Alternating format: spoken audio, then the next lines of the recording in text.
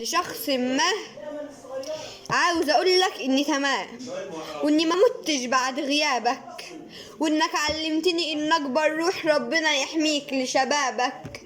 كنت صغير لما اتعلق بمشي ادلق حب وطيبة، بس خلاص روح زي ما جيت وما ترجعش ان قلبك جابك. ده انا لو اعمى كنت اشوف انك مش حد اتونس بيه، كنت هشوف انك مش ده اللي افتح له شعوري يعشش فيه.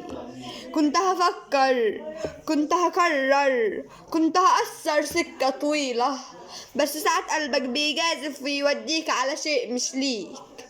الإنسان ده غريب والله، بيمسك إيد اللي يبكيه. هو الحزن اللي بيلحقنا وبيفوقنا، بيضحكنا بعد ما نبعد وبيذبحنا الوقت فراقنا. زيك ناس بتهد المبنى وزينا ناس بيشيلوا عيوبكم، بس عينيكم فاتحة قلوبكم. انتوا كدبتم واحنا صدقنا.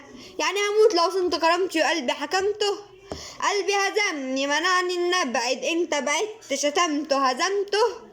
بعد غيابك في كام ليلة صحيتهم فعلا، بس مكرر ان الحب اللي انا حبيته قتلني، حكمت عليه وعدمته. اعرف ناس وتباهى بانك صاحب لما وليك مرودين، واني مجرد يوم من عمرك جه والعمر شهور وسنين. في اشخاص لما بنديهم حجم زيادة وود زيادة بيطلعوا في قلوبنا عيوبهم ويفرقعوا زي البلالين.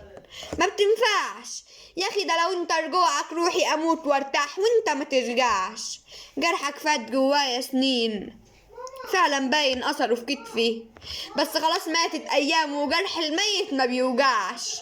كنت اتعور وارجع تاني، وكنت استاهل تاني اتعور.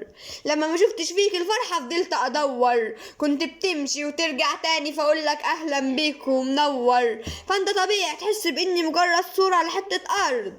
قبل ما تمشي اديتك قلبي 50 أو 100 كارت اصفر، فانا مرتاح دلوقتي وهادي وانا بديلك كارت الطرد.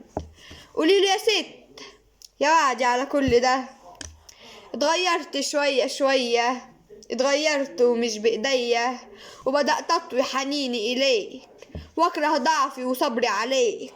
وقدرت أبعد وعرفت أعند، حتى الهجر قدرت عليه.